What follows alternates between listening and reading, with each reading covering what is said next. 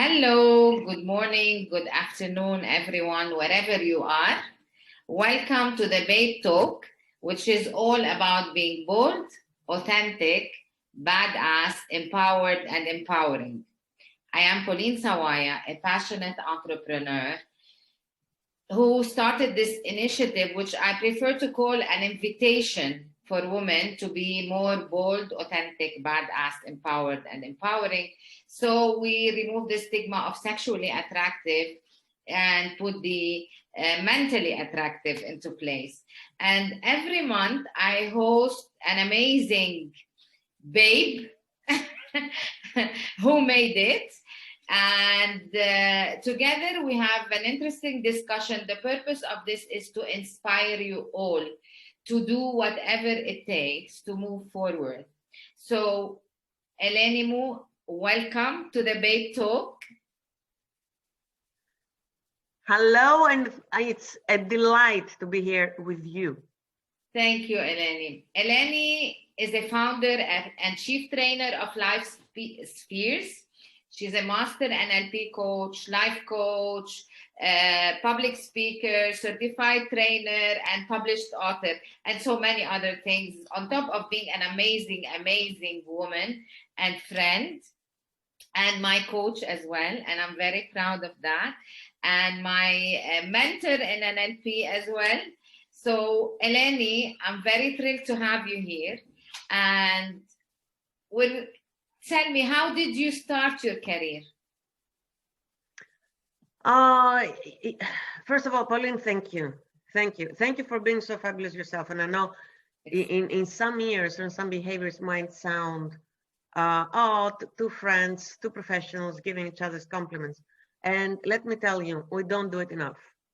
And I, take every opportunity because Pauline, for real, I could just stay here for 10 hours straight and just find more things to praise you about. So, including your nails, talking about sexy.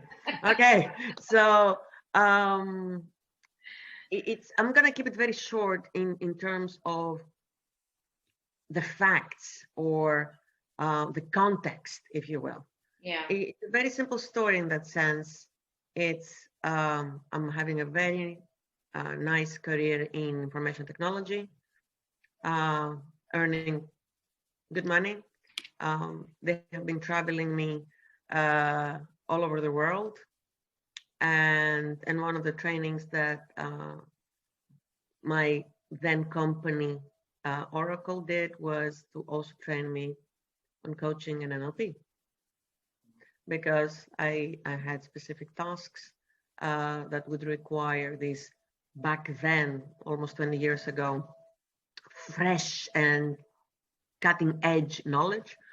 And they did. The thing is, with especially in NLP, I was just flabbergasted about the completely new concept of living, working, communicating, being. And I just couldn't comprehend how not everybody knew about that or had access. And that's when I basically said, you know what, talking about whatever it takes. Let me tell you, that's not my mainstream. I don't do whatever it takes.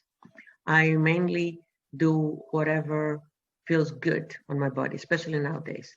And I had no clue how hard it would be in some levels, except for all the amazing joy and the gifts that you wouldn't dream when I was starting.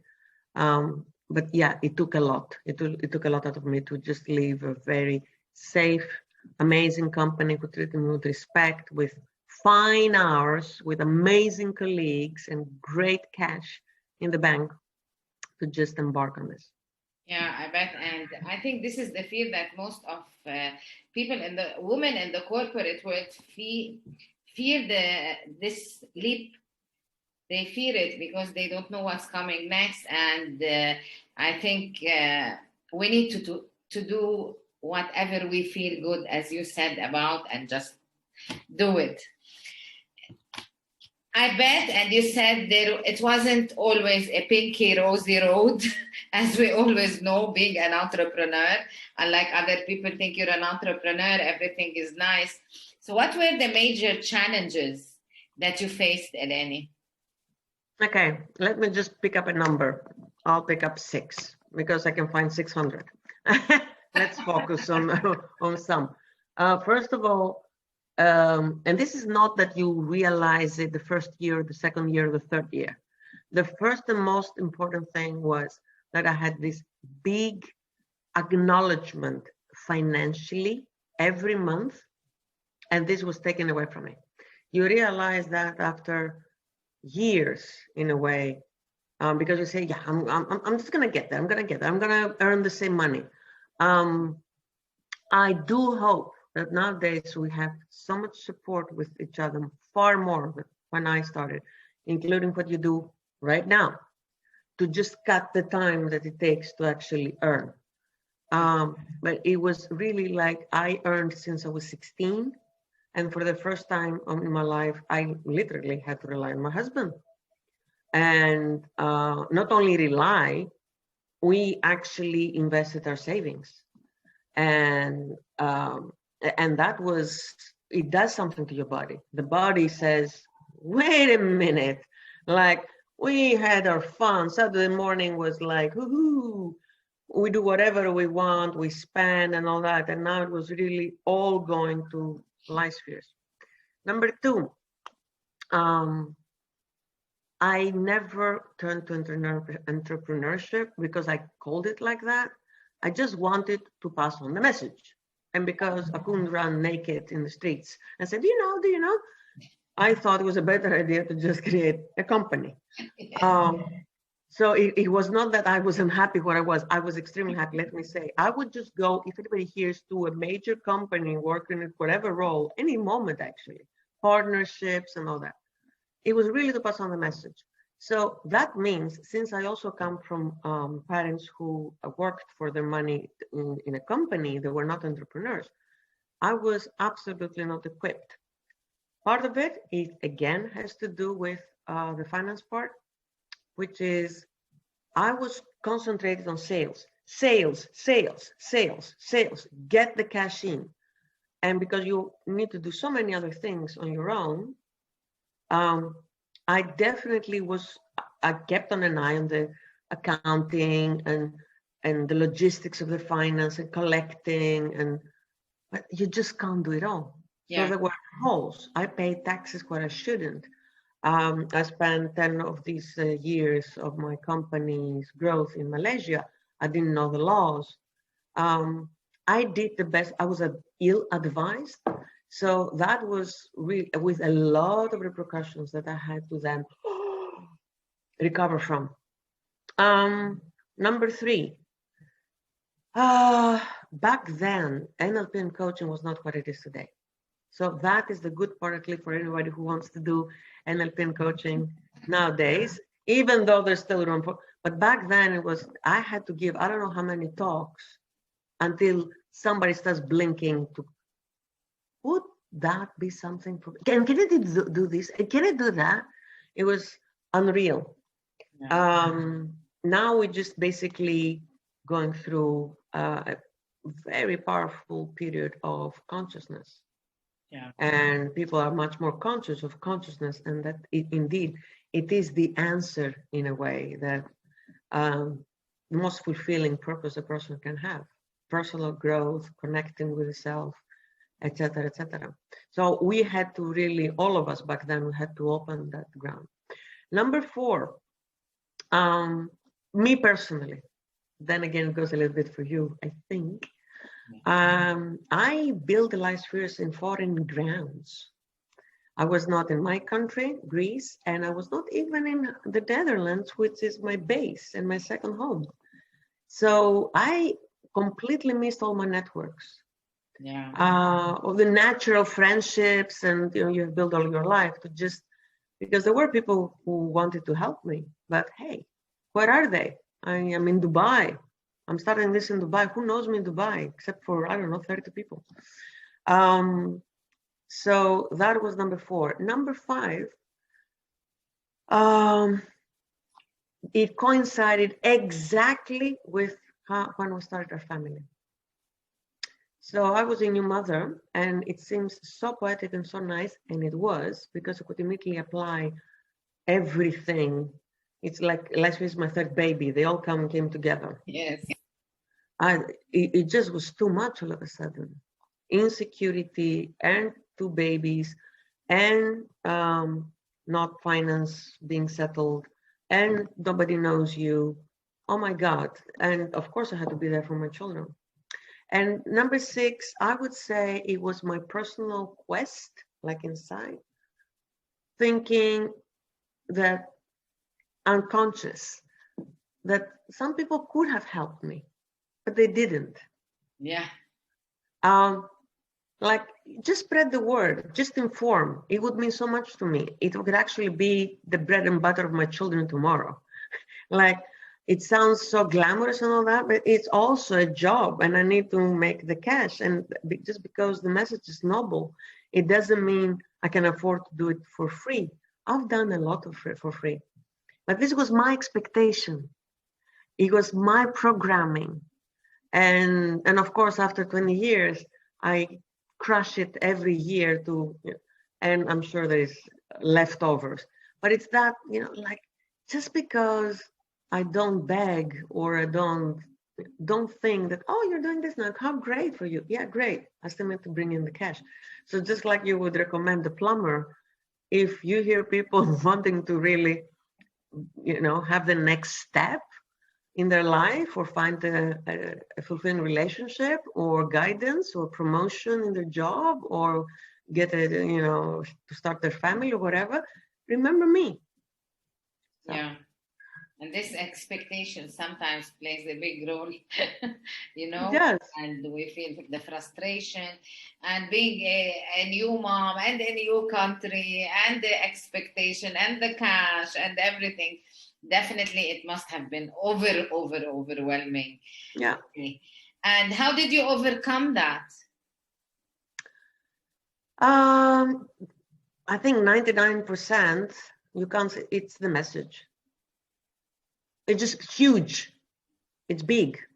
Yeah. Like, I won't imagine, now I'm thinking about, what was I thinking? Like, why did I find, leave my beautiful job to do this? My God. Love for myself and what it would get me in my growth, and love for humanity. The other 99%, my husband.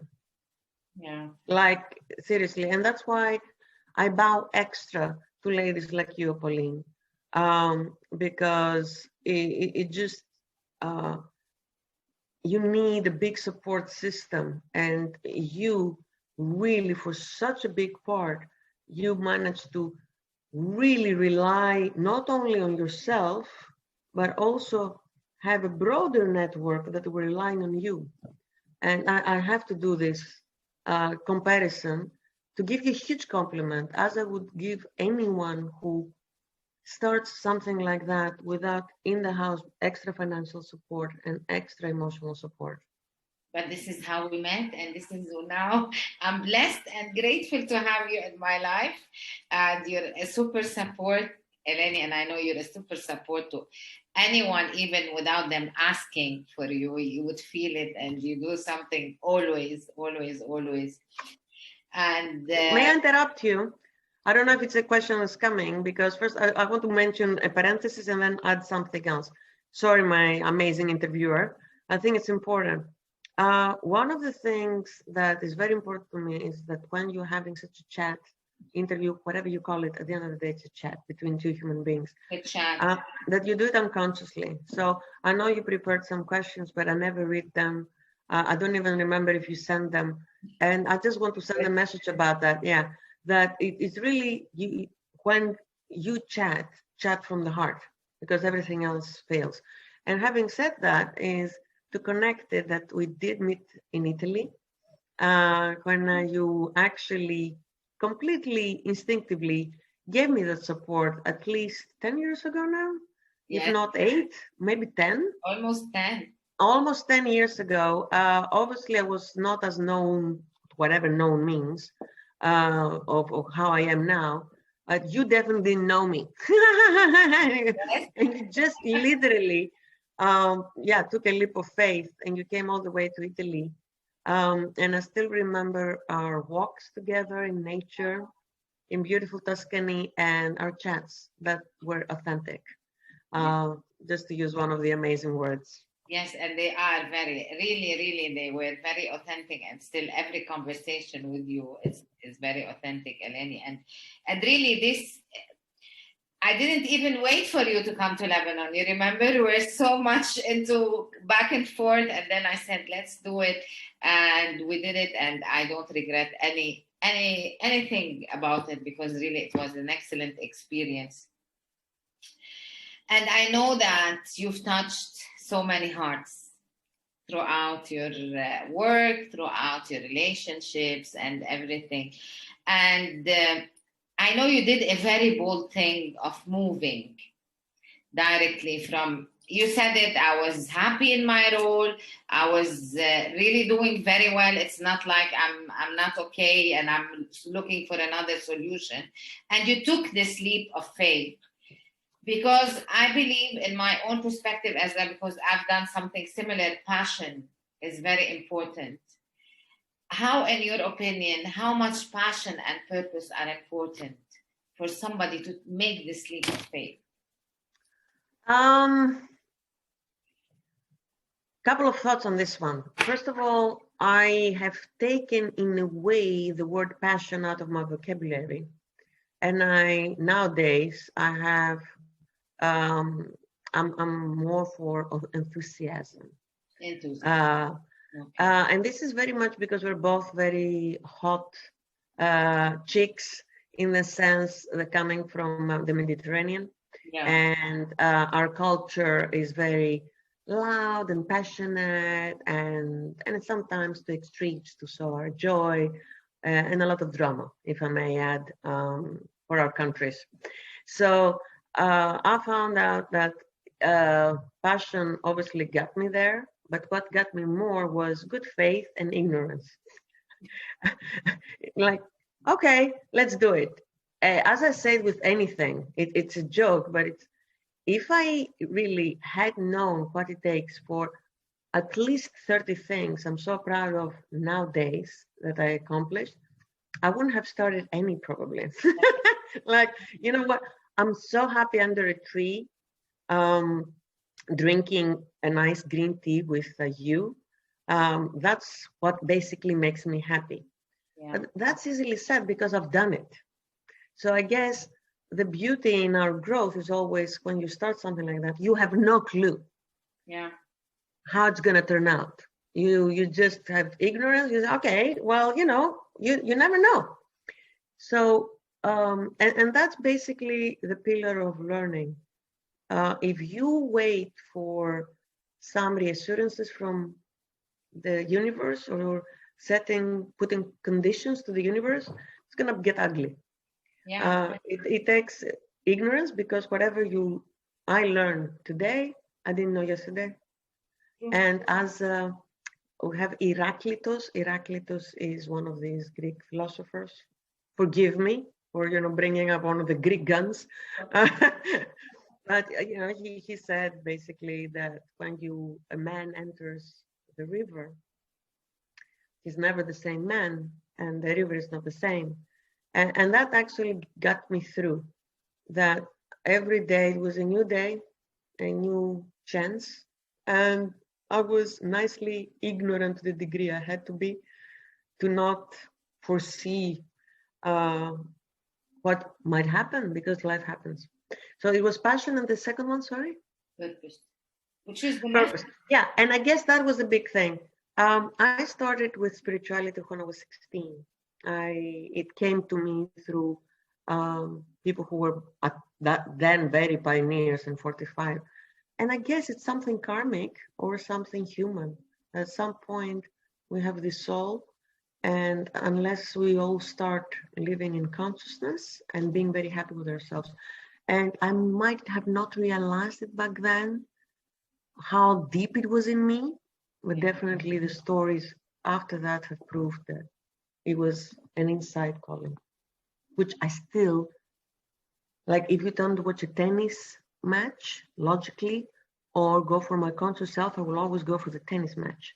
But it's, the part wants. Yeah.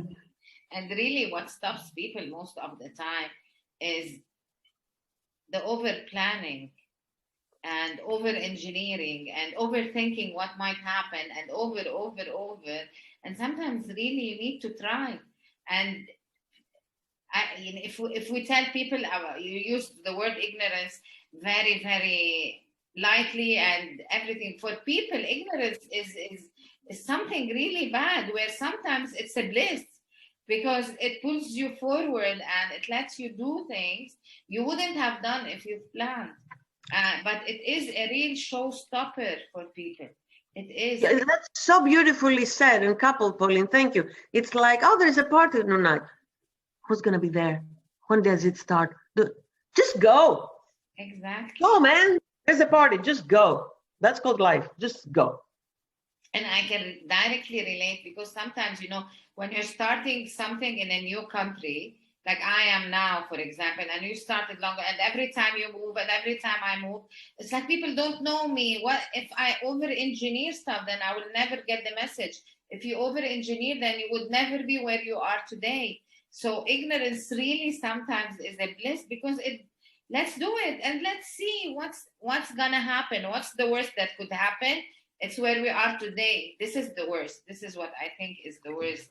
Beautiful. And now you're making me think, just to follow in ignorance and change the word altogether, and actually the definition of ignorance, just trust in the creative part of your mind. Yeah. I can tell you, I'm astonished because not everything is easy in my life. I just want to make sure of that. The challenge is sometimes when you change the level, at least for you, they're also getting higher. Yeah. And that's another challenge to see, okay, because we all have to get out of learning by surviving and we go to learning by thriving. And the thing though is when you do your meditation, when you focus in your being and all that, you create so much more than you ever planned or thought you wanted.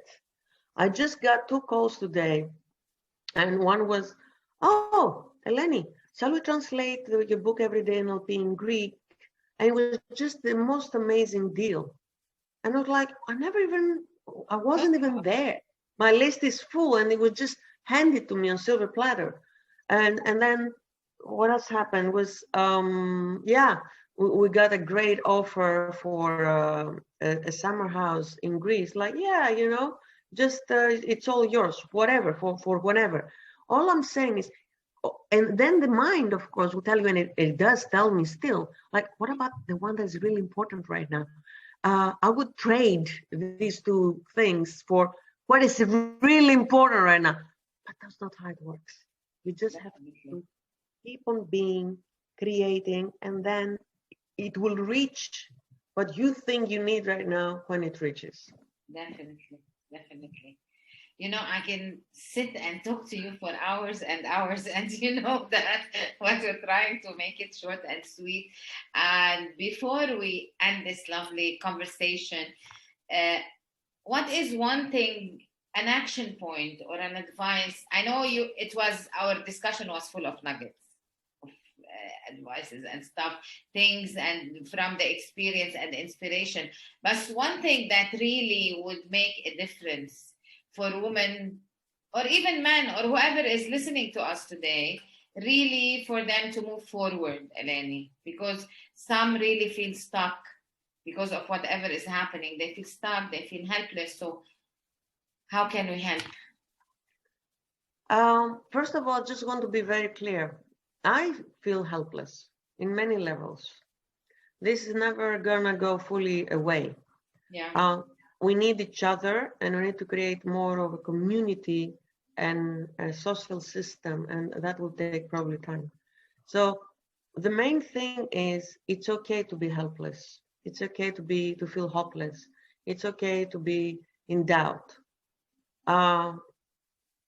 Take a pause, take a breather. Most importantly, know that the only person you need to impress is you. And that doesn't mean you actually, this actually makes you more social. Yeah. Because when you focus on you, you attract the nice projections, let's say, of that will move you forward faster. And there are some spiritual laws that I always have in my mind. So one of them, I will just combine two of them to make that one thing. Never blame others. Never blame yourself. Always praise yourself and always praise others. And as in praise I mean, take time every day, not go to the neighborhood and say what you've done well. Write down what you do well. Write down your good fortune. Write down your talents.